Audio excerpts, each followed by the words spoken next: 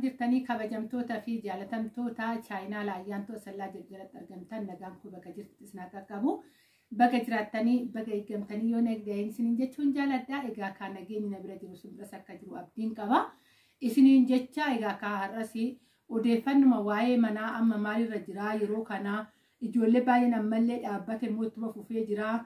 Naannoo biraatti darbe immoo wantoota akkanaatti jechuudha keessan kan namoonni baay'een na gaafachaa jirtanii egaa kaa haalli naa mijatee tokkoon keessan deebisuu hin dandeenye hundumaafuu deebii ta'a jedheen qabadhee too dhufe jechuudha. Manneen akkamitti irra utaalamaa jiras kan jedhamu asumaan odeeffannoo gahaa hin argattu isiniin jechuun jaaladha. Akkasumas immoo ijoolleen biyya galtanii dooraara qabattanii too dooraara qabannee jirraa nu harkaa fudhatanii harkatti qabannee hoo galle jettanii ijoolleen na gaafattanii jirtu.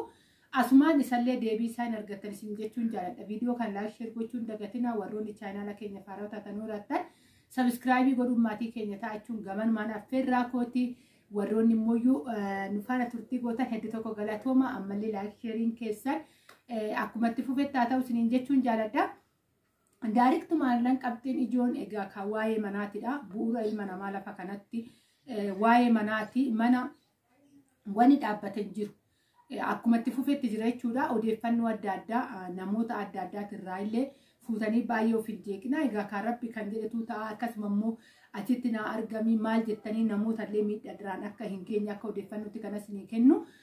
Warroonni waa'ee mana gaafa diigan egaa kan hirbataa irratti gaafa dubbatamu ejjennoo biraatidha jechuudha kan fudhatamaa jiru. Baay'ee nama jibbisiisa kaa'ijaa maal goonaa. Wanni godhan homtuu hin jiru kan rabbi irraa dhufe hundaayyuu danda'udha jechuudha. Haga rabbi lafa kan hin jiraattan jedhe jiraanna isuma eegganna. Wanna biraa homaa nuti wanti nu qabnu waaqayyo tokkicha bichaadha. Abdii isaa jiraanne borus abdii isaa hin jiraanna. Kanumaadha wanti nu beeknullee jechuudha. Nuti keessayyuu dubartoonni biyya arabaa wanni waa tokko irraa beeknu tokko homtuu hin jiru.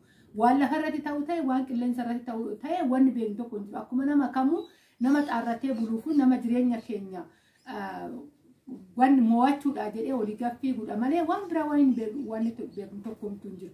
Egaa ka akkasii miti dubbiini akkasii miti kan laalamaa jiru.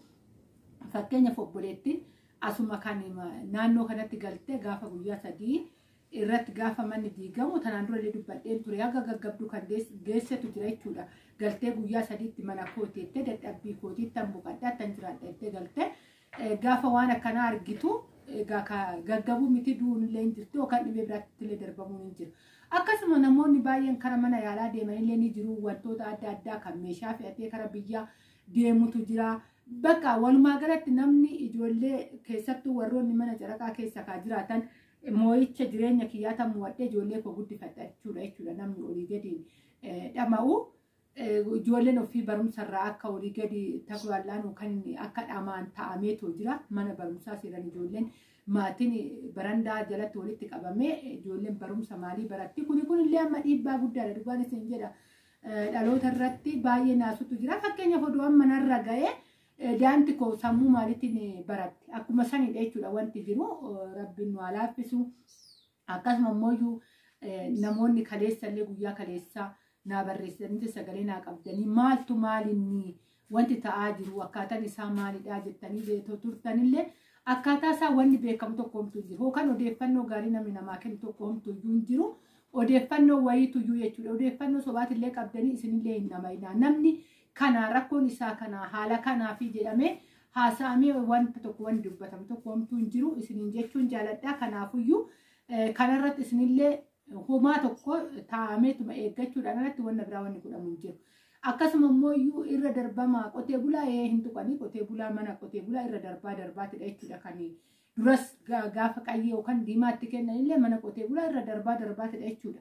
Mana jaraqaa yookaan mana addeessaa kan qalamatti dibaa turanii akkuma itti dibanitti immoo dhufanii irratti kan diiganillee mana qotee bulaatti miti qotee bulaan akkuma jirutti jira. Amma wanti jiru kanaadha. Akkasuma immoo ijoolleen ammallee sodaa keessa seentanii jirtan. Wanni kaartaatti isinii kennaman jedhanii birrii akka kanaa baasnee jirraa deebi'ee diigaminna wanti jettanillee jirtu wanta akkasii hin jiru. Ammallee taanaan isarratti wanti sodaatan homtuu hin jiru.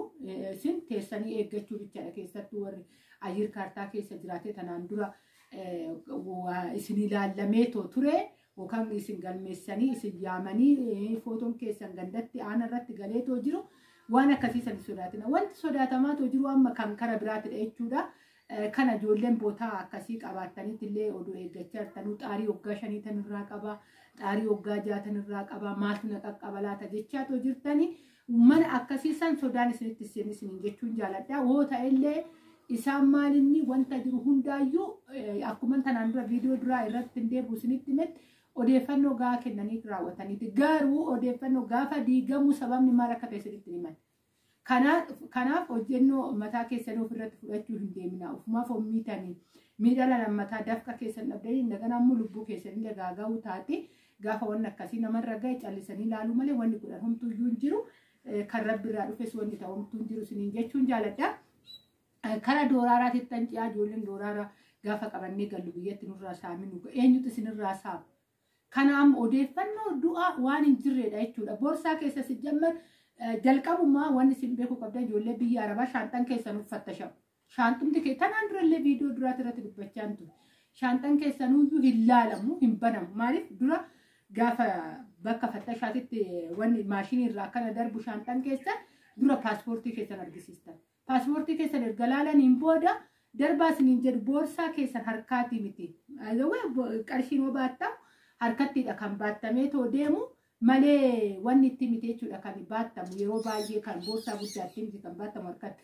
Boorsaa harka namumti siffattashu tokko iyyuu hin jiru jechuudha. Isin indoom laalamu walumaa galatti dubartii biyya arabaatii galtu boorsaan kan laalamu tokko homtuu iyyuu hin jiru isiniin jechuun jaaladha. Odeeffannoon jiru kana sodaa waan hin taanen yoo alaa galtan of keessatti hin naqina isin waan feetanuu fuutanii yoo galtan galachuu ni dandeessu. Waan humni keessan isin dandeechisiise jechuudha. Waan qarata isinitti finne waan shaanxaan keessa fuudhe waan barbaadan keessa godhatanii galuu hin dandeessan. Dooraara immoo waggaa galtaniin ijoollee baay'een achitti bilaak maarkeetitti yookaan gabaa gurraachatti jijjiiranna jettanii ijoolleen harka duwwaa galteetu jirti jechuudha. Booletti jijjiiratanii too namni dhaqee feestaaliidhaan guduufanii isinitti fidu birrii feekii bichaa gaafa fuutee mana baankii deemtu ana booletti waan na mudatee argeeffan jechuudha. Ijoollee achitti boosuu waan argeeffan odeeffannoo kana isinii fida. Kana bichaa of eeggannoo godha. Minizaaree gubbaa irratti kanaadha kana isin himuu malee fudhattanii galuu hin dandeessanii minizaaree gubbaattidha. Nama beektan nama qabatamaa qabu yoo ta'e malee hin zarazzaran jedhanii qilleensuma irratti dhaqxanii feestaaliidhaan kennitanii feestaaliidhaan fudhattanii deemtan mana baankii ooltan birriin keessa feekii ta'ee mul'ata. Of eeggannoo godha. Kana isiniin jedhu aga viidiyoo biraatti walitti deebinutti bakka itti nagaa naa ta'a. Baay'een isin jaaladha baay'ee isin kabaja.